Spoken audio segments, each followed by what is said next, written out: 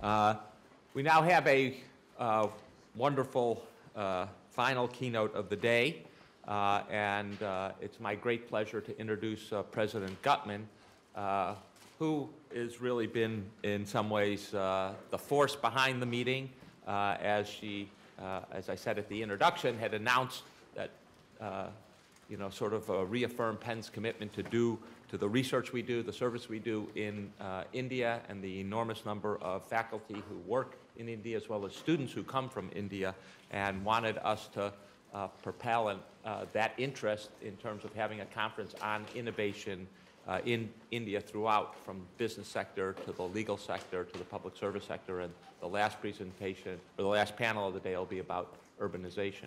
So without further ado, President Gutmann.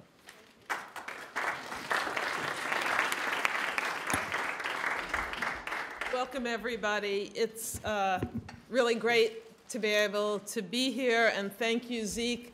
And I want to extend a special thanks to everybody here who has really taken a strong interest in propelling Penn's India agenda forward.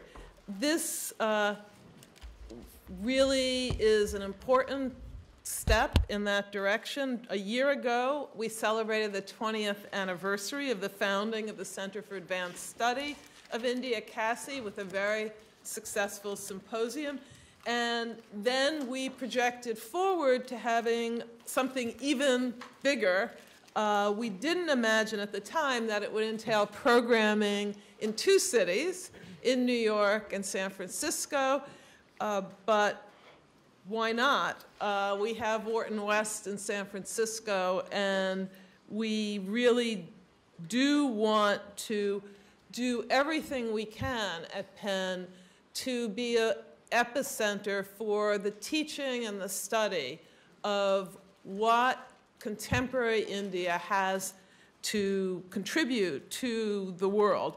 And it's my privilege today to introduce you to one of the foremost experts in helping us understand this. But before I do, I just wanted to extend my own personal thanks, and I know you all will join me in thanking our Vice Provost for Global Initiatives, who's really spearheaded this initiative with all of the faculty and leaders on campus with India. So Zeke, thank you very, very much for this.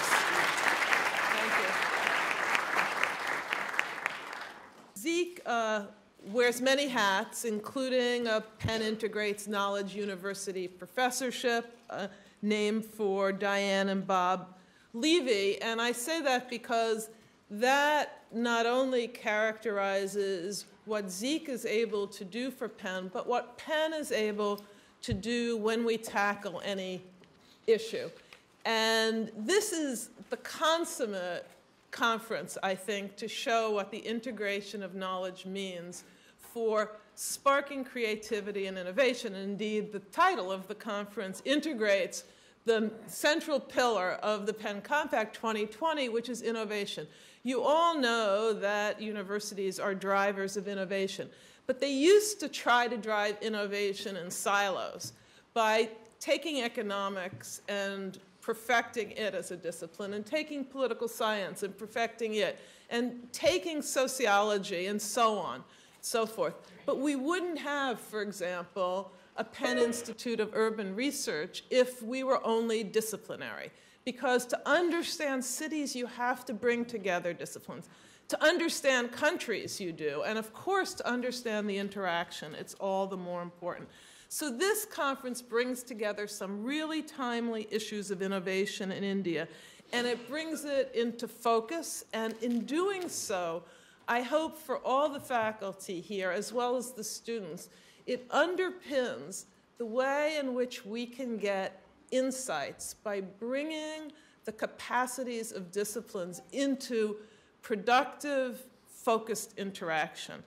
And this conference represents a broad collaboration across the Penn campus. It brings together some of the best minds from the Wharton School, the School of Arts and Sciences, the Law School, and the School of Design, to mention just 4. It's precisely the kind of interdisciplinary work that Penn excels at, and that is the future of higher education and the future of understanding. So central among the great challenges we face is the future of the Indian subcontinent and the continued progress and advancement of the world's largest democracy is certainly one of the most important issues in our world today. And I dare say there's no way one could exaggerate the importance of that, or the close relationship, whether we realize it or not, of the United States of America and India. Now, I realize that greatly, and I can't avoid taking the opportunity to say it, because it was India that actually enabled my father to save his family in 1934 by leaving Nazi Germany, not coincidentally being able to go to India when he wasn't able at the time because he had no connections to he couldn't come to the United States. Ultimately, they wound up in the United States, but every one of my father's siblings, all 5 of them, spent over a decade in then Bombay, now Mumbai. Now that was at the cusp from colonialism to the independence of India. And it's only, the independence of India has only brought it into more and more prominence and importance as the world's largest democracy. Penn has a 130-year history of South Asian research. We teach the greatest number of South Asian languages of any university in the United States. More than 50 faculty and 13 centers from across Penn are engaged in research and work with India. We were first on the ground with a center for academic research devoted exclusively to promoting a better understanding of contemporary India. And for more than 2 decades, we have maintained a keen academic interest and involvement in the advances of India's government, society, and people. Now, who's bragging? That's not enough. We need to do more. The presence here today of so many renowned scholars, industry leaders, government officials, and public policy experts is evidence not only of Penn's ongoing commitment to the study of India, but also to the undeniable fact that there is a tremendous, tremendous upside potential in bringing great minds together to really address the opportunities and the challenges for India's 1.25 billion people.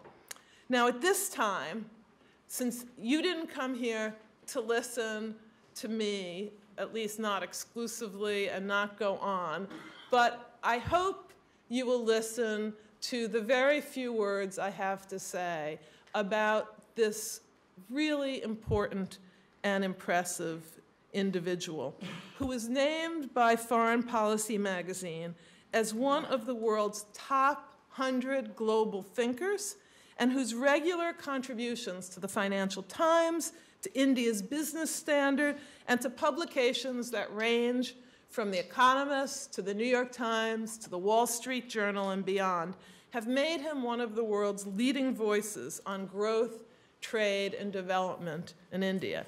And he and I just had a chance to chat for a few minutes before this, and I can tell you it was one of the most stimulating discussions, you might say arguments. We were in heated agreement, we concluded. But he is somebody who really grapples day in and day out with the topic of this conference.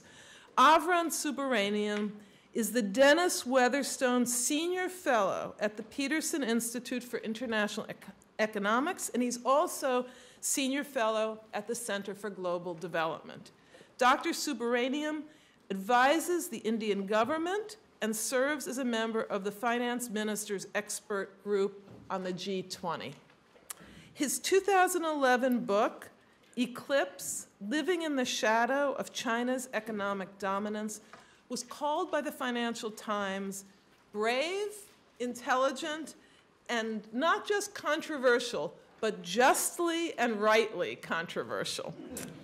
You want those adjectives in front of controversial, well-deserved praise. And on top of these many activities, we're especially pleased that he serves as a member of CASSI's International Advisory Board. His thoughts today will no doubt be illuminating.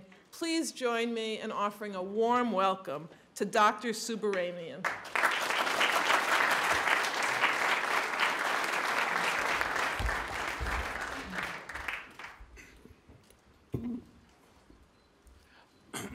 It's a great pleasure to be here, and I want to thank President Gutmann, Provost Emmanuel, if I may call you Zeke, for inviting me. Also, as President Gutmann just said, one of the things that I really value in my professional life is to be associated with CASSI and also with my close friend Devesh Kapoor, who runs CASSI, and he's one of the foremost thinkers in India. And so it's a great pleasure to be here in this audience.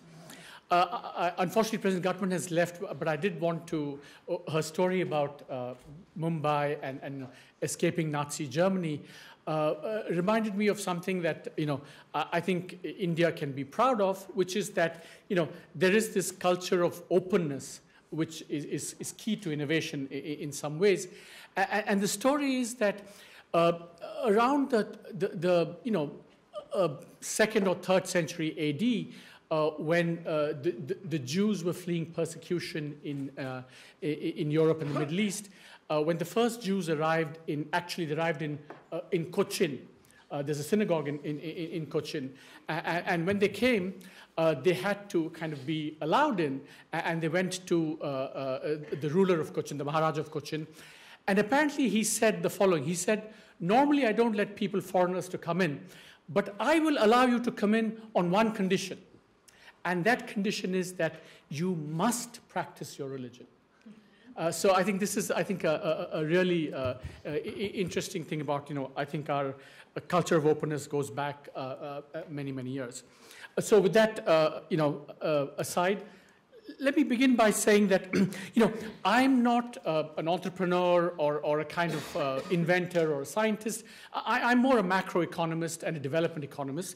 So my talk today is going to be a little bit about, where India is, where the Indian economy is, and what that means for innovation going forward. So it's both about India, the macroeconomy, and its interaction with innovation that I'm going to speak about.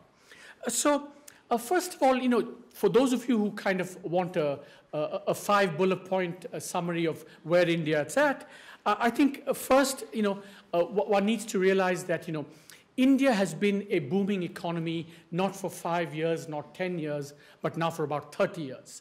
The economic reforms began in India in 1991 after a crisis, but Indian growth actually took off 10 years before. So we've had about 32 years, and when you hear NPR, you heard, the fastest growing Indian democracy, the fastest growing democracy in the world, that actually relates to a period of almost 35 years now, not 25 years. Second big achievement, since the early 80s, poverty has come down considerably from about 50%. Now, depending on how you measure it, it's somewhere between 20 and 25%. In some ways, we've, shed much of the East India Company syndrome, this wariness of foreigners. I think now India is well on its way to integrating with the world economy. If you look at the share of trade to GDP, it's gone up tremendously. And one of the surprises for me is that we're not, in terms of trade at least, we're not that much less integrated with the global economy than China is. I think, we all know about the vibrant private sector. I'm going to talk about that in just a second. That's another considerable achievement. It's a private sector now that's not just confined to Indian shores, but actually is now become very global in its operations. A point that actually some research by Devesh Kapoor brings out very nicely is that actually there's a lot of very positive social transformation taking place. Many of the hideous hierarchies of the past, associated with the caste system, is slowly beginning to break down under the onslaught of growth and reforms. There's some very interesting work for example, in very backward parts of Uttar Pradesh. In fact, the Dalits, the untouchables, are not just progressing in economic terms, but they're actually in terms of social custom, mores, practices, they are becoming more part of mainstream society. So that's a very, and of course from the point of view of this conference, we've just sent a mission to Mars, not to mention the nuclear capability that we've had for a very long time. So these are India's considerable achievements, and I think one should take note of that. But when thinking about, India in general, and certainly from the perspective of innovation, I think the phrase I use to describe India, I mean the Indian development model, both political and economic development model, is what I call the precocious model of development. And I mean this in the following sense, that India in many ways is very poor, and I'm going to show you, but it also does things which a country of its level of development is not supposed to do. So Martin Wolf, the brilliant editor and writer of the Financial Times, sometimes tells me that India is probably one of those few countries where you have someone inhabiting each of the last 10 centuries, and perhaps also the next 2 centuries. So that's the sense of, precocious India. And so I want to just give you some kind of attributes of this precocious India.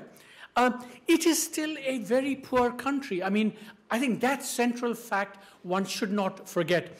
For example, India's per capita GDP in purchasing power parity terms is about $4,500. It's about a third of China's. It's about a tenth of the United States, and it's about a fifth of Singapore. So this is still despite 3 decades of rapid growth, it's still a very poor country.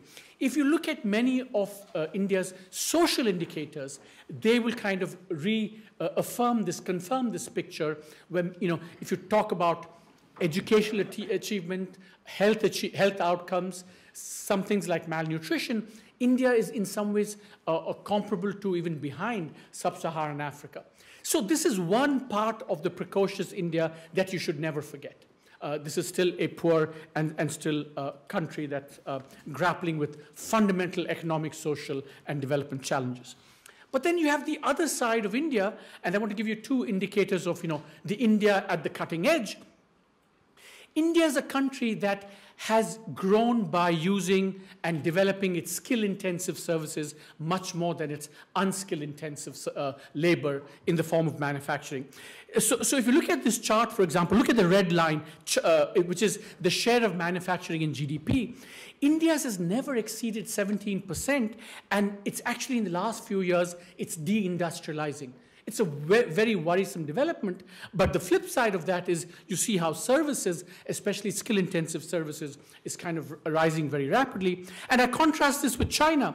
Look at where manufacturing is. China's development model has been based on using its low-skill labor and becoming a manufacturing powerhouse, and manufacturing has been about 35–40% of GDP, and that's been the source of China's transformation. So this is very skill-intensive. India does not use well its vast, abundant pool of unskilled labor. It draws upon its relatively narrow pool of skilled labor. Another manifestation of that, if as economists, when you look at the world, we're taught that the rich countries specialize in technology, entrepreneurial skills, finance. The poor guys provide the commodities and the unskilled labor, and that's the pattern of production globally that you should see. But lo and behold, India confounds this in a very distinctive and impressive manner. India is one of those countries that actually exports foreign direct investment. Take Land Rover, take steel, take a lot of companies in the United States in services and even in chemicals and so on. India exports FDI, and as a share of GDP, India exports almost as much, sometimes more than China does. What that means is that essentially, despite being very poor, India has a comparative advantage, in actually managing, providing skills, providing entrepreneurship, providing even technology to some extent. That's why it's able to run these global companies. So this is the 2 sides of the precocious India model, that on the one hand, still very poor, but on the other hand, for its level of development, it's still cutting edge. And I'm going to argue that that has very important implications for innovation in India. What it does, what it should do, what perhaps it should not do.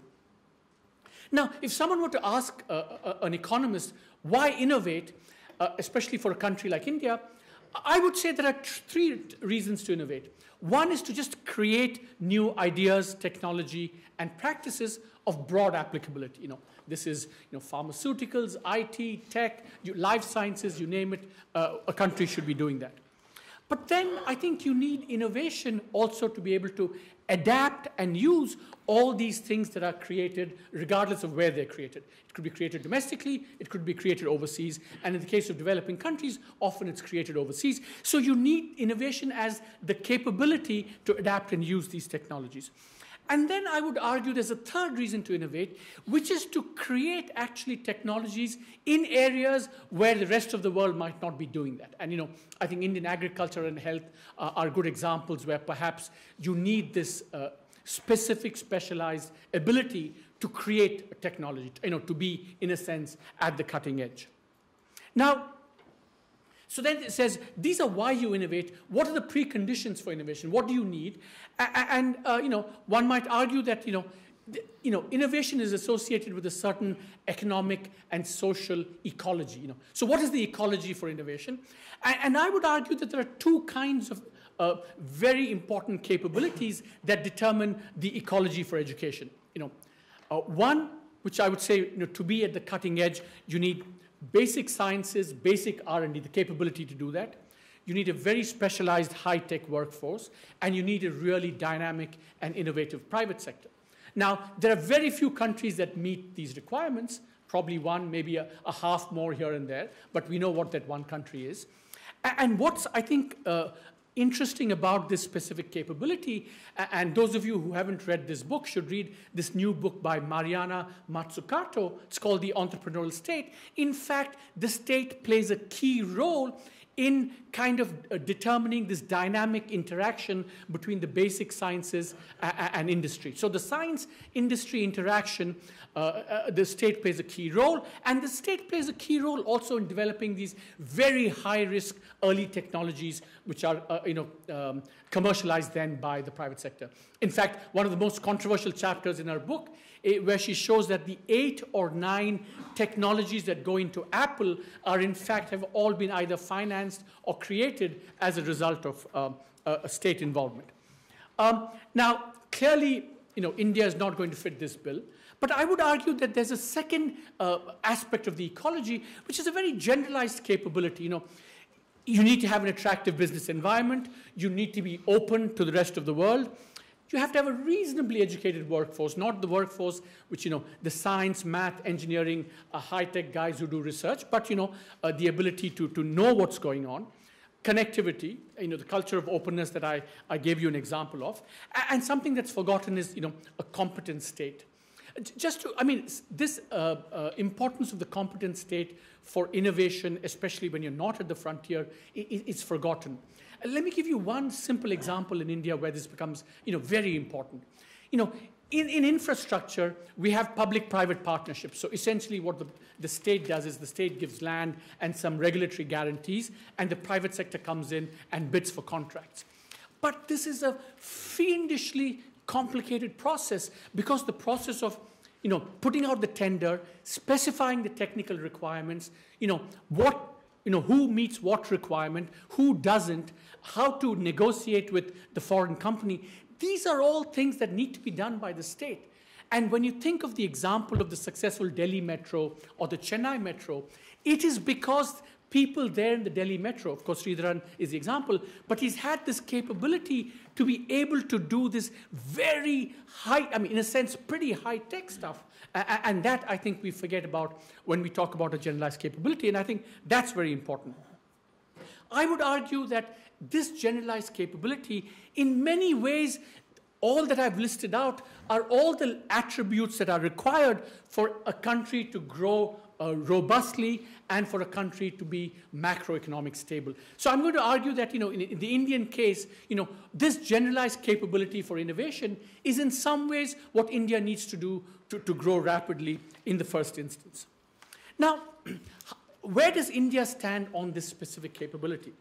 Now, the question is, so here's a quote from the HBS Dean, essentially saying that if India thinks it can produce a Google or a Facebook or a Twitter, to be honest, no chance. That's kind of the conclusion he comes to, and so the question is, why is that, and can we, do we have data to assess this specific capability of India's? Now, I just want to give you 3 simple indicators, and this is a chart of R&D spending as a share of GDP. India is on the low left-hand corner. I've highlighted India, China, and Israel is in fact, and the US are big. Now, there are 2 ways of looking at all these indicators. If you just see how much India does as a share of GDP, clearly it's going to be less than China and the US and Israel.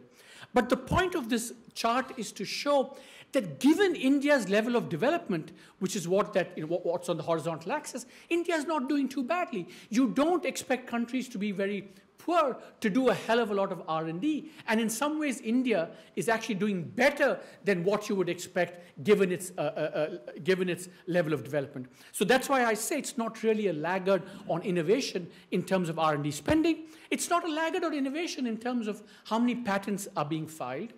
As you can see, India is about 5,000 patents. China is about 12, 15,000. And the US, of course, is off the charts, more than 200,000 patents. But even here, you see how far away from the line India is, which shows that given its level of development, India is actually doing very well in terms of patent applications. And kind of the same thing is true in terms of the underlying high-tech workforce. Now, 2 things I want to mention here is that you look at any of these indicators, R&D, innovation, science and education, over the last 20 years, India has made fairly rapid strides. But it pales in comparison to the strides made by China. So on any of these things that you look at, if India is times 2, China is times 10.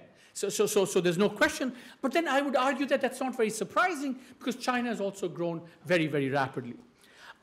So India doesn't have this. India is not at the cutting edge frontier. It does enough given its level of development, but it's not at the cutting edge.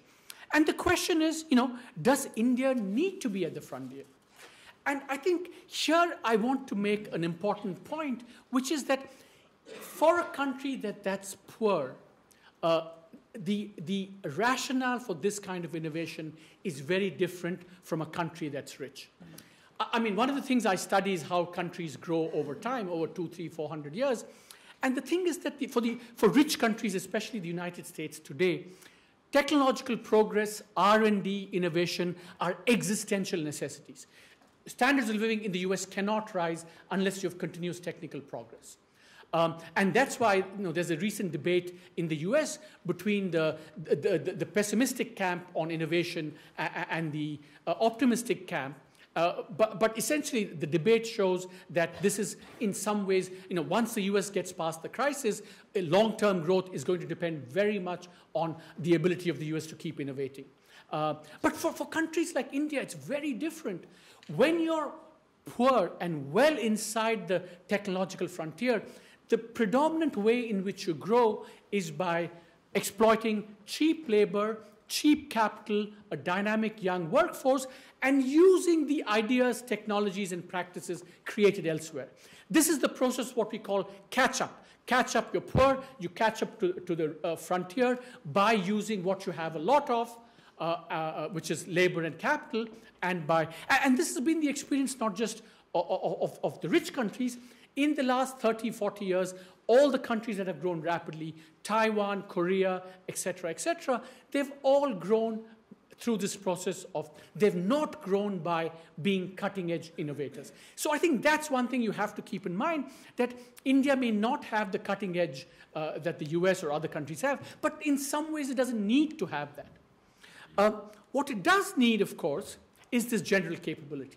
And I think here the good news is that we have a dynamic private sector, a very young workforce. Connectivity is one of the great successes in India. Until recently, every month, 12 to 15 million subscribers were being added to the cellular network. And as I mentioned, there's a culture of openness as well. So I want to talk about what kind of innovation does take place in India from a kind of macro sense.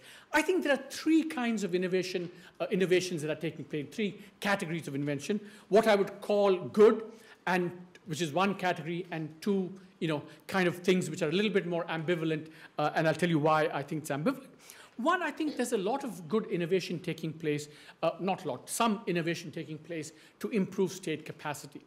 And I think one of the projects that all of us are very excited by in India is this biometric identification project called the Unique Identification Authority of India. It's being run by one of the former CEOs of one of India's iconic IT companies, Infosys. And the potential of this to transform India is actually quite substantial. Because the hope is, in the long run, is that, not even in the long run, it's actually beginning to happen already, that if we have biometric identification, India can roll some or all of its very, very expensive subsidies for the poor. We have subsidies for fuel, fertilizer, power, and food. Very expensive, 2 to 3% of GDP, perhaps more. And if you apply the Rajiv Gandhi law to it, Rajiv Gandhi law is that, for every 1 rupee that the Indian government spends, about 15% goes to the ultimate beneficiary. So it's very expensive, very leaky, very wasteful. But if you have biometric identification, the hope is that India can move to more cash-based transfer schemes, much like what Mexico has done or Brazil has done, and then this could transform not just in terms of the efficiency of delivery, but also could transform India's macroeconomics, because then the government can save a lot of money. So this is the unambiguously good kind of innovation. There's in agriculture we have a different kind of innovation. What is happening is that if you recall, the Green Revolution happened in India because internationally, internationally funded innovation was taken up by publicly funded institutions all over the developing world, who converted these innovations into actual technologies, which required a lot of support in terms of adapting them, but also kind of spreading the word to farmers through extension systems. So that's how. So the state played a very key role in this green revolution in India. But now, many of these public institutions, the agricultural research universities, the agricultural institutes, have declined. Extension systems have declined. So what has happened in India is that much of the innovation comes now in agriculture from the private sector. And usually it's come about through partnerships between foreign multinationals and Indian private sector companies. So for example, one of the big successes in India is the adoption of BT cotton, and cotton production, especially in Gujarat, has grown very rapidly. Similarly, in maize, we've had tremendous things, so we've had much progress there. The other area where we've had a lot of progress is if you think about Indian agriculture today, on the one hand, there's a lot of, we need to be at the frontier in terms of yields.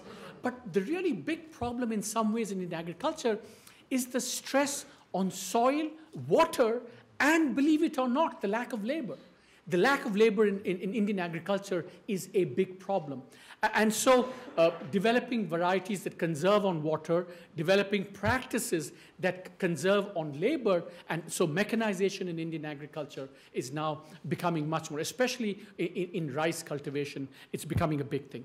So this is an example of, I would say it's good because it's happening. It's good the private sector is involved. But in some sense, it reflects, again, the fact that some of these public institutions are not declining. Because it's conceivable that going forward, some of this R&D will not take place in the private sector, especially in terms of, conservation agriculture, soil and water, and that may have to be done more by the state, and then we may run into problems. The third, I think, kind of innovation that's taking place in India, it's what's called, frugal or Gandhian innovation. Essentially, the Indian term for this is jugaad, which is kind of clever getting around of regulations and things. And essentially what's happening is that because there are serious distortions in the public sector, water delivery, shambolic. As someone said in the previous panel, only 25% of Indians have access to tap water. So instead of having major public forms of delivery, we have more micro utilities delivering water, using water above the ground, testing, and then distributing it through other channels. Similarly, in energy, we know that the Indian power sector is in pretty bad shape. Often we have lack of power, interrupted power, unfinanceable power, lack of private investment. And so what happens is that you're finding people are trying to find low-cost solutions, often based on renewable sources of energy like solar and biomass.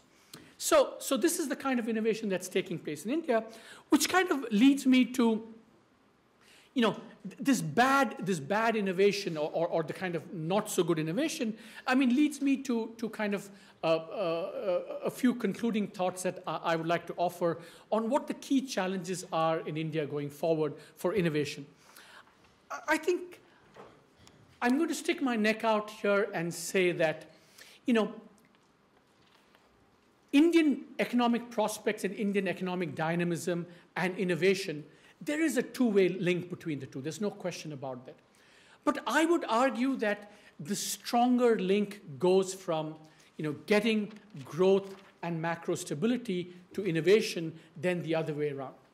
I think we're at a stage in India's development where, you know, really India needs to grow very rapidly and India needs to maintain macroeconomic stability, because otherwise the environment for the private sector, which is now becoming the driver of growth in India, that is going to be, you know, public institutions are declining in any case, and then if you make the environment hostile to the private sector, we'll really inflict a double whammy on the Indian economy. And if India is unstable, if India grows slowly, I think we will probably see very little innovation, and the kind of innovation we will see will be the kind of jugaad kind of innovation, kind of low level, you know, trying to overcome distortions. And I think that's not the kind of innovation that India needs. So absolutely a robust economic growth is really very important, I think, which means making the business environment more friendly, you know, strengthening the public sector capacity. And one of the things I didn't mention in detail, but we could talk about, is that, you know, one source of innovation and creativity that's completely absent in India is India's higher education system. It is a, you know, to mince no words, it is a shambolic mess in India, the higher education system. So it's not been a source of creativity and research, so that needs to be fixed. And then I think we need to shed some of the residual, what I would call the East India Company syndrome. If you take, for example, even in agriculture, there's still a lot of opposition to private sectors, foreign private sector involvement in the seed technology, in using BT, you know, biotech, and these things. So I think we need to shed some of that if I think the private sector and, in fact, the foreign private sector is going to play a key role. I think one of the things I should say is that, you know, one thing I study a lot is the Indian macroeconomy. And the bad news today is that India is amongst one of the most fragile economies in the world in terms of macroeconomics. You know, we've had very high inflation, about 4 years of double-digit inflation. Our public finances are kind of out of control. You know, we've been depending a lot on foreign money. And, you know, over the summer and fall, we very nearly came close to a foreign exchange crisis, a financial crisis. And the rupee has stabilized, but we are no means out of the woods. And just to give you one example of how this dynamic works. So I you know, deal a lot with you know, the US business sector. And 4 or 5 years ago, when India was growing at gangbusters at 8 and 9%, you know, the US private sector was so forgiving of all of India's problems. Every challenge was an opportunity. You know, oh, this doesn't work, doesn't matter. It's a big dynamic market. We need to get in there in any case. But I testified in Congress, in March of this year, when India's growth started decelerating and with all these macro troubles, and the mood is very different. Every opportunity has now become a challenge, and the session turned out to be a kind of India-bashing session about how India is doing everything wrong.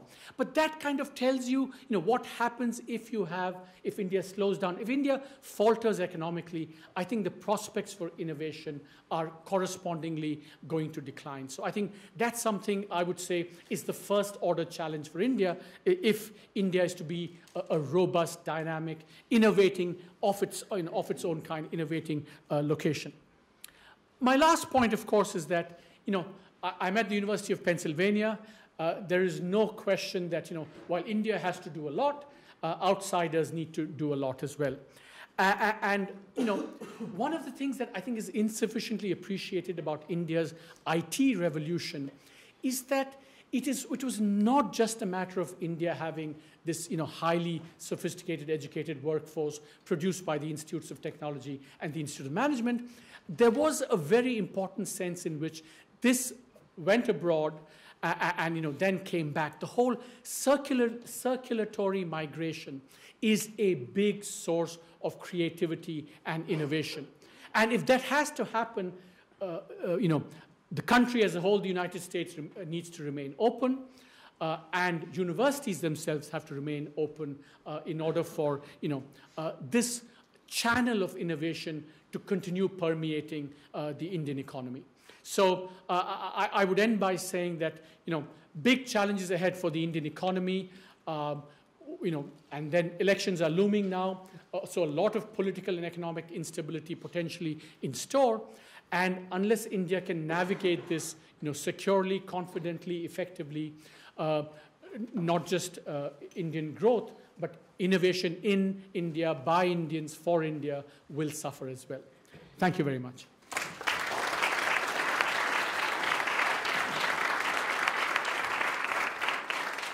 What a terrific speech. We now have an opportunity, and the microphones are going around to ask questions. Maybe I'll take the first question and really try to focus on two aspects of your last points. It's always surprised me, and maybe you can help me understand this. We at the University of Pennsylvania are blessed by many brilliant faculty members and brilliant students from India.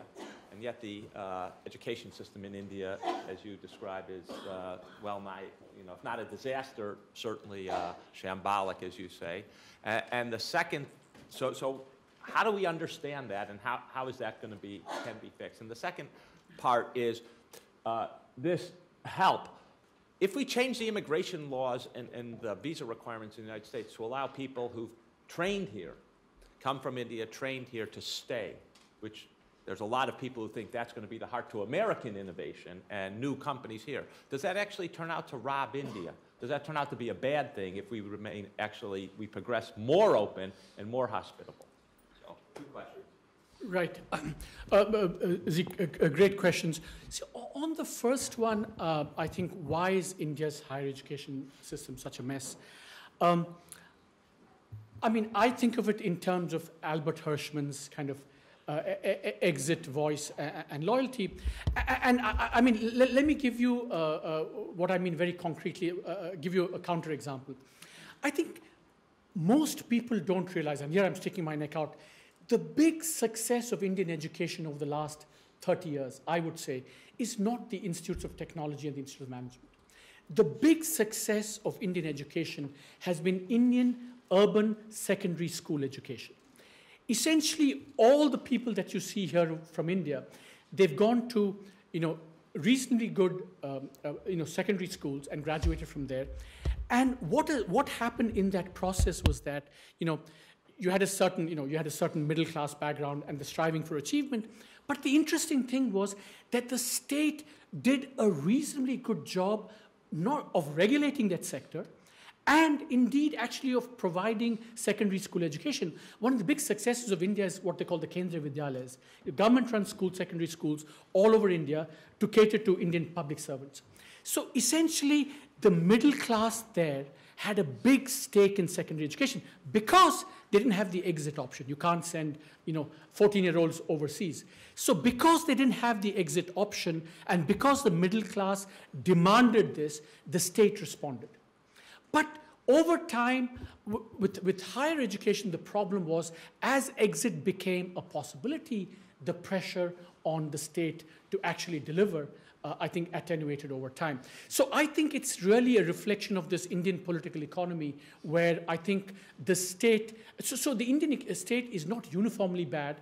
I mean, it's not uniformly good, but there are pockets where it works, and the pockets where it works are because of this, this political economy, whereby, and the Indian secondary thing, it's learning by rote and all of that, but the striving, the discipline, everyone tries to make it to these IITs. The kind of, I think I would say, college application time in the US is a breeze compared to what Indian kids face in grades 11 and 12 when they're desperately trying to clear their exam and aspire to the, the higher institutes within India. Your second point was about, what I might call the brain drain argument in kind of crude terms. I think that, there's a lot of evidence on this, and of course the evidence is contested, but my colleague at the Center for Global Development, Michael Clements, argues that the brain drain argument is highly exaggerated. I think that what I would say from an Indian point of view is that, even if there was a loss of talent, over time, I think the fact that the world is becoming much more global and circulatory, it's not just that people move back, but ideas move back and technology moves back, finance moves back. So over time, I think the circulatory aspect, and the more and more it's becoming circulatory, the more I think the costs of the brain drain in a very kind of immediate sense keep getting, get overridden. Maybe not decisively so, but I think certainly the cost-benefit calculus has changed considerably over time. If 20 years ago you said brain drain, I would take it much more seriously, but now it's kind of a completely different dynamic at work. Yeah, please. I would like to hear your views on India's caste-based quota system, and then do you think it's holding India back and we need to abolish that completely and then go to based on merit, everyone should get to the higher education and to the jobs even? Whenever I am asked this question or when I have to respond to this question, I think the first thing I think one should say is that in some ways, people from a privileged background like all of us in India are almost unqualified to answer this question. In the following sense that, a friend of ours actually wrote this piece, Pratap Mehta, on this. And he begins by saying that, I cannot even begin to understand what you and your forebears went through over the last 20 years, the shackling, the lack of opportunities, the discrimination, so on. So I think one has to be, very conscious that, there's a big problem here that these people, the disadvantages that these people have felt, these communities or various communities felt over generations. But I think over time, we do need to dissolve these caste-based identities. I think there's no question about that, because we need to come to, a concept of Indian citizenship that is not based on these distinctions, but it's based on something more like in the United States, something that appeals to everyone.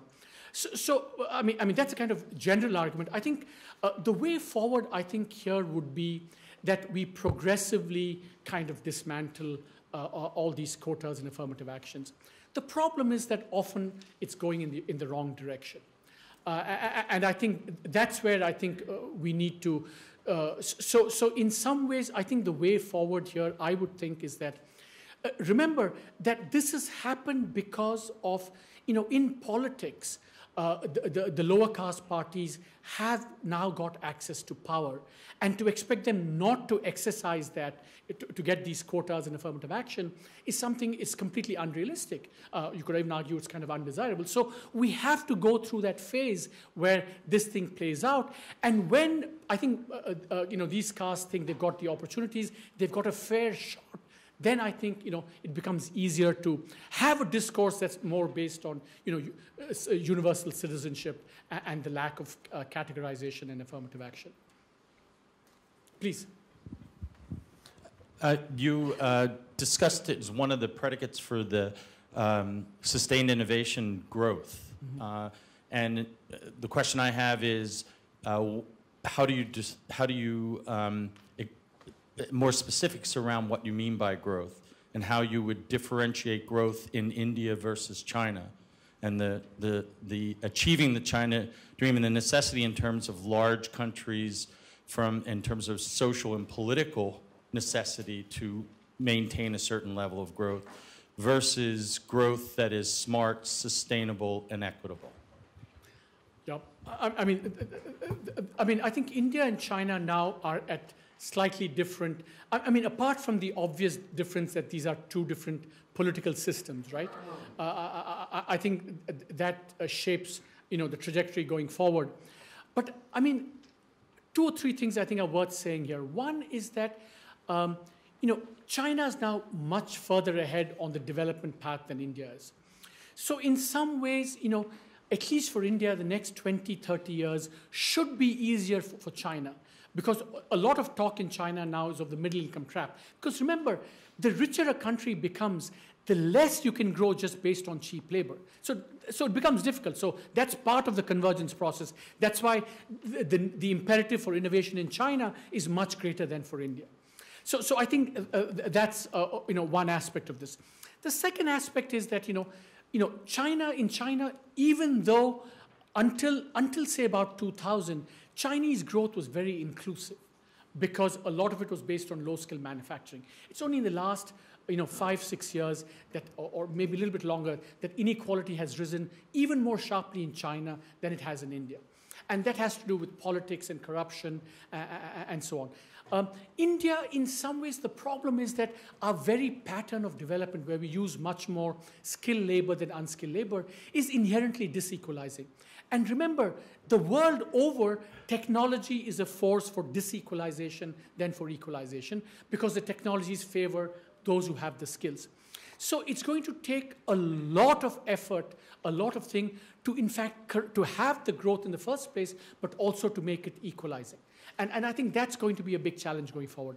The last thing I would say about India is that while there is a lot of reason to be pessimistic about how India is going to grow and catch up with China and the others, because there is a big difference between China and India. Is a much slower system. Decisions get taken much more with much greater, much less speed than they do in China. But I think what is important to recognize is that India has to find its growth miracle and mantra within the context of democracy. We can't be wistful about having an autocratic system. This is the debate that we were having with President Gutmann coming before. But there are some signs that actually democracy is delivering very early, not yet sustained. But the key thing that's happening in India is that there's much more decentralization taking place. So what's happening is that when different states start to do better, there is a demonstration effect and a pressure on other states to do well.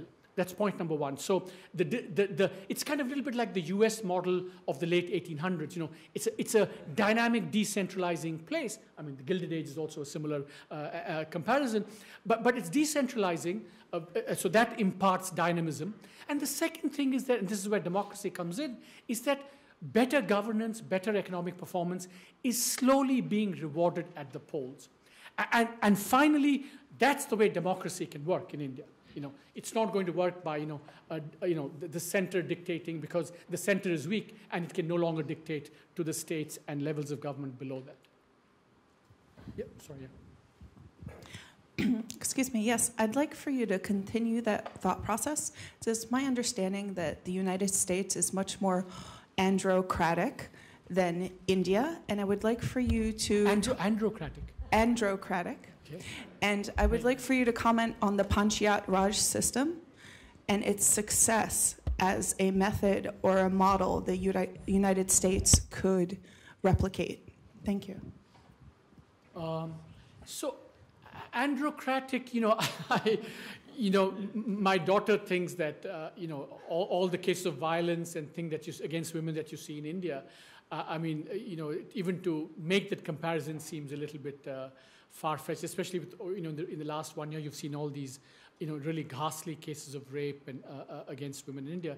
So, in all of this, you put two intellectuals and, they will give you, so, for example, Amartya Sen, if he were here, he would tell you that, the whole discourse of debate involving women and women being prominent intellectually and in society goes back, 2,000, 3,000 years. We had very prominent women thinkers, women scholars, women intellectuals. And in fact, if, I'm overplaying my hand a little bit here, but if you think of the Indian epic, the Mahabharata, which is kind of, shapes Indian kind of mores and morals in many ways, it is a case of polyandry. One woman married to 5 men. So we've always been, in that sense, you could say we've been more, androcratic than the US, but I don't want to push that too far. On the thing about the Panchayati Raj, I think that, the jury is out in India on the Panchayati Raj. I cannot with any confidence say that this is a model for others because, the part where power has been devolved to that level is maybe, working to some extent in rural India. But, urban India, for example, that level is far from clear it's working because that, the big cities are, like Bombay, are in very bad shape. And that's partly because urban governance, the structures, the incentives are all wrong, taxation things are all wrong. So I think the Panchayati Raj experiment is A, too early to tell, and B, I cannot, even the limited evidence we have, I cannot say that it's a kind of model for success that I would hold up to, Bloomberg, the mayor of New York, or de Blasio, the new mayor of New York. So, it's a work in progress. Sorry, yeah. I have a question regarding the demographics.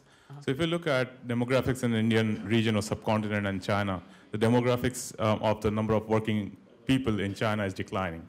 And going forward, it will decline even further. So there are some opportunities and challenges based on that. And on the other side, in the Middle East, there is also a reverse demographics where the number of people who are younger, 15 years or around that age, is coming to workforce, and there will be a huge youth bulge. So what are the opportunities and challenges you see for India in this change in demographics in the world? So that's a good question. First, the quick response is, or the glib response is that China is going to age. That's going to confound its economic growth going forward. India is young, so India. But I think that my second level of argument would be that demography is not destiny, either on the way up or on the way down. We're going to have this young labor force, but unless you provide opportunities for that labor force, you can't convert potential into actuality. And remember, and similarly on the other side, China has a lot of levers to, offset the effects of aging. For example, now in the most recent plenum, they're going to repudiate sort of its one-child policy. And they can increase labor force participation. They can, increase skill levels in the population. So they can put off or offset some of the adverse effects of demography as well. But I think my final answer to you is that, as China ages and as China becomes richer, you would think that, that whole manufacturing that was based on cheap labor, a great place to come would be India. But that's not happening because, Indian manufacturing is in very bad shape. We don't have the infrastructure, the labor laws, all militate against, large-scale manufacturing in India. So India, as the kind of haven that, foreign investors in manufacturing are looking to, is just not happening. And so that's another example of, demography not being destiny. You've got to do the things in order to attract the investment that's going to clearly move away from China as they become richer and as they age. Yeah, sorry. Fundamentally speaking, what sort of innovation would be required in the Indian higher education system? And is there something we can learn from the success you talked about in the higher secondary urban education to Yeah, see, again, Devesh Kapoor here is the expert on that, and we were talking about this just before coming, that I think, so there is there are two fundamental differences between secondary and higher, right? One, you don't have the exit option in secondary education. And two, kind of related to that, the pool of talent who are going to teach, in one case is local with secondary schools, and in one case it's global. Higher education now, the market for teachers is global. And that's going to make it very difficult to think about how you can revive higher education in India. Because if you think about, let's say, as it is, one has to say, first of all, that the Indian regulation is very inimical to foreign universities coming in. They have a law which they haven't passed, and so that needs to change. That's the first level. The ability to regulate needs to change. But even if that were to happen, it's not obvious that, even University of Pennsylvania is setting up a huge campus in India, whether that will be cost effective or not.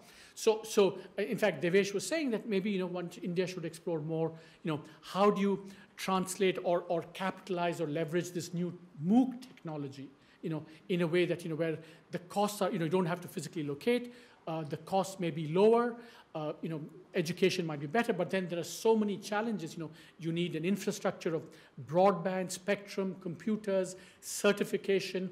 So I think in some ways, I think we have to think creatively about higher education, because it's not like secondary education. There are two really basic differences, which are, I think, in some ways fundamental to how you would address these two things. Yeah? Go ahead. Curious to get your perspective on what output of innovation would be most recognized by the Indian middle and lower classes. As a Westerner, the thing that strikes you is you go there and you see the infrastructure. But I realize that's a Western perspective. I'm curious to know, what would be that output that would be most recognized by Indians themselves?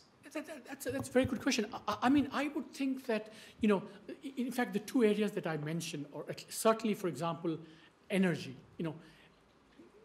lots of India is aware of the fact that, energy is in pretty bad shape. Supply of power interrupted, inefficient, and so on. So I think if we could make more progress, innovations on energy, and providing access to bigger chunks of people to low-cost energy, guaranteed, uninterrupted, relatively low cost, I think that would make a big difference. And I think similarly, I think on water too, I think, we have big problems in water, if that could be addressed. But I think in some ways, if you're asking what would make a big impact, I think power, I think, has the potential, to make a big impact in India. The other possibility, of course, is that I think, one of the things we don't talk about is, if you were to ask me, one of the sectors in India that's really backward is actually health, both access and quality. And if we could make progress, even some progress on that, that might also have some amount of impact.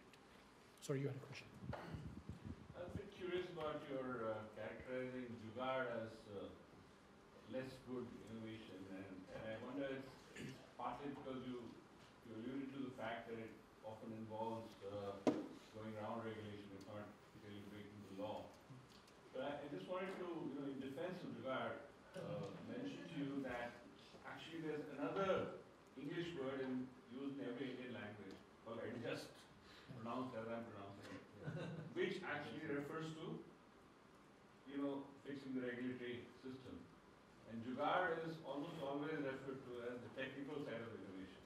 So perhaps in your, you may want to sort of be less, or be more forgiving of Jugaad.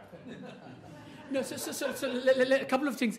Whenever I hear the word adjust, the way you pronounce it, it always reminds me of the, crowded, packed, second-class sleeper traveling from Chennai to Delhi, where people come in and say, please adjust, so progressively that seat is occupied, beginning 3 people, then 5, 6, 7, 8, and they've all adjusted, and, and that's the fun of traveling in train, the romance of train travel in India. But on the Jugaad side, I would say that, don't get me wrong, I mean, it's better to have Jugaad than not to have Jugaad. I mean, there's no question about that. But the point is that, why do we have to put ourselves in a situation where we keep needing, Jugaad not just as isolated, but as a way of life. Jugaad's a way of life, as a way of entrepreneurial life. That's, I think, the sense in which I think that's something we need to worry about. Sorry, you had a question. Yeah.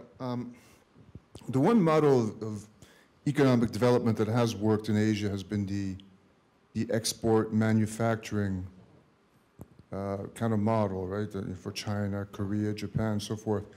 You seem to say in your previous comments that you didn't think that can work in India. Could you elaborate on that, or could it work better on a regional basis in certain states, or is there no hope for that model in India?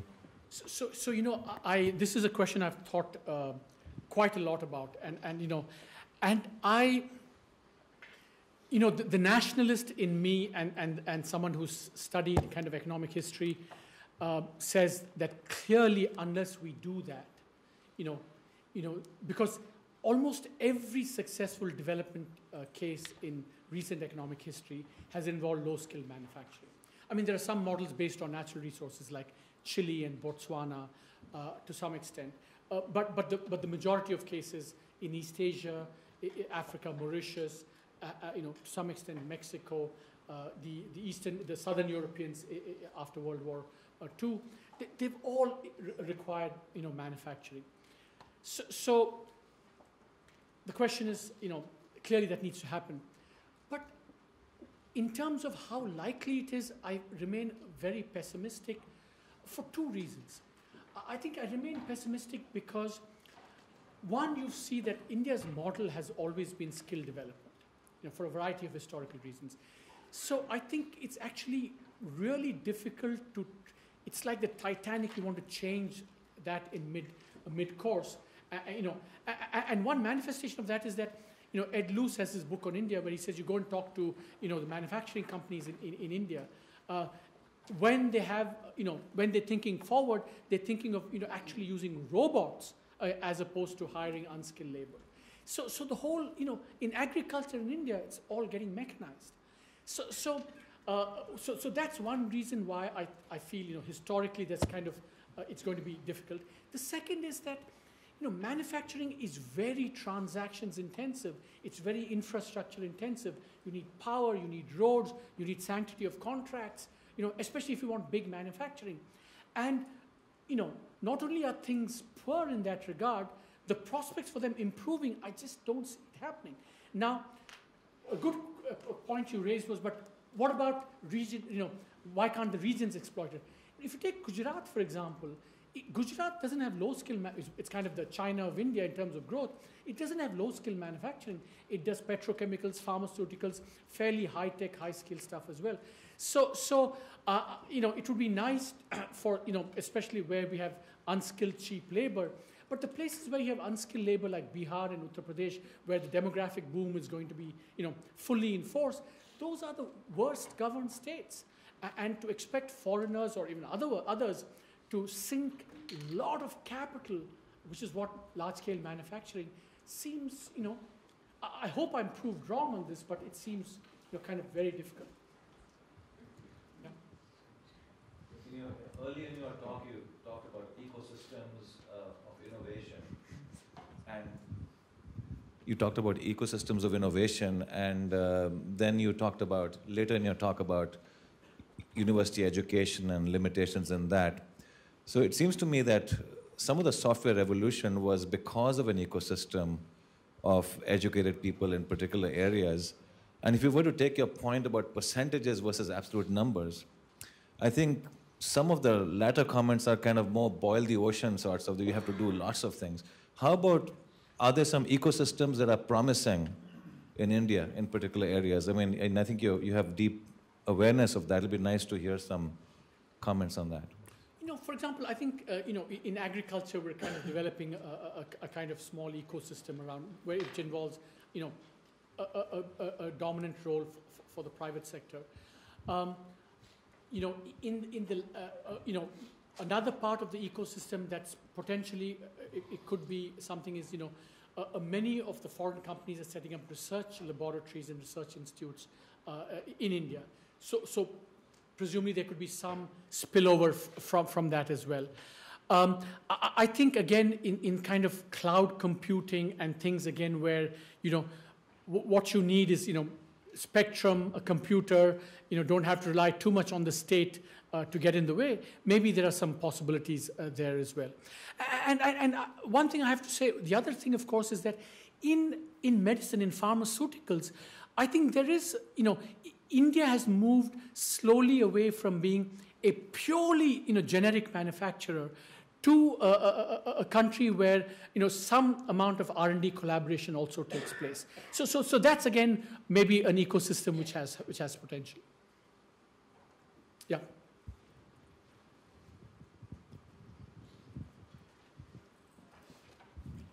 Thank you so much. I'd like to return to educational issues and address the private sector in possibly being a solution.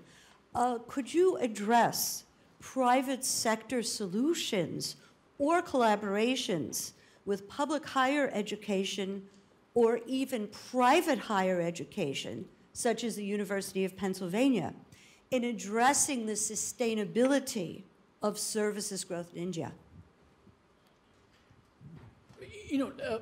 Let me just first of all say that, in Indian primary education, a lot of what's happening is in the private sector, and the reason is the following, that when India's growth took off, the demand for education, the premium on education rose, not sophisticated, but just basic English language skills, computing, numeracy, and all of that stuff. So, and the public system was not able to fulfill this demand, so we saw a mushrooming of private schools in rural India and elsewhere. And often these were, the teachers were paid 1/6 as much as in the public schools, much poorer facilities, but clearly they were providing a service that someone else wasn't. And so that was, so private primary education is kind of, doing well, but again, reflecting the failure. In fact, in one very interesting study done by some people, they showed that precisely in those areas and districts where the public system was dysfunctional, teachers not showing up, for example, precisely in those areas, private schools were doing better. Now, can one, replicate that or draw upon that example for higher education? I think private, public, first of all, the regulatory situation in India has to change for there to be any improvement in higher education. And it's not just in terms of allowing private providers, domestic and foreign, to come in, but also, independence for people to, to set courses, pay how much they want. All these things are still highly regulated. Plus, of course, there's all this affirmative action thing that also sometimes can be a disincentive to setting up. So it's all very well to speak of private to public, but then there's no public in India, so that's going to be a problem. Private to private, yes, but that too, unless the ecology of regulation and things is fixed. I mean, for example, at this stage, many foreign providers can't set up in India because the law doesn't allow it. So we need a lot of changes in India for, but one thing is clear, you're right. I think going forward, no matter what happens, the impulse, the creativity is going to, in higher education, is going to come from the private sector. It's not going to come from the public sector. That's for sure. Yeah. Yeah, two more questions. Thank you for an insightful presentation. The area around the Taj Mahal is in a despicable condition. I'd be interested in hearing your thoughts on India's declaration of 2010 to 2020 being the decade of innovation in relation to the area around the Taj Mahal. Are you aware of any partnership between the government and corporations within India or foreign corporations that have attempted to do anything particular to this matter? I often pretend to know lots of things that I don't know, but this is an area where, I will not even pretend that I know this, so I will just pass. I'm not aware of anything, and I'm not an expert on this at all. So last question from there, yeah.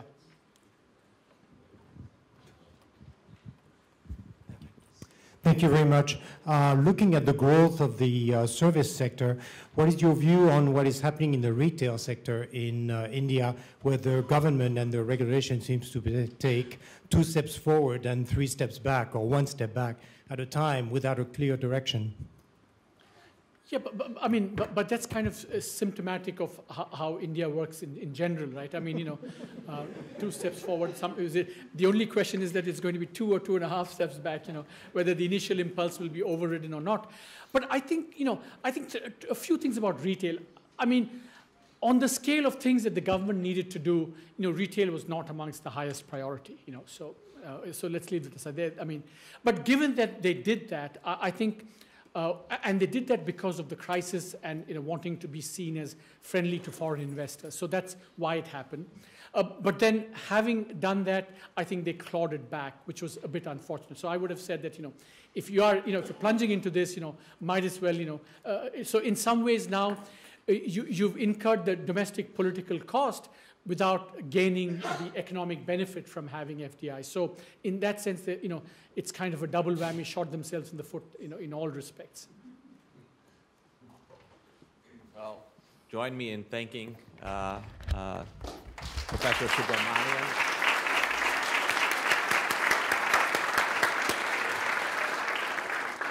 As dynamic as the Indian economy. We're going to take a 15-minute break, reconvene at 2:15 for our final panel of the day about urban spaces and innovation in that regard.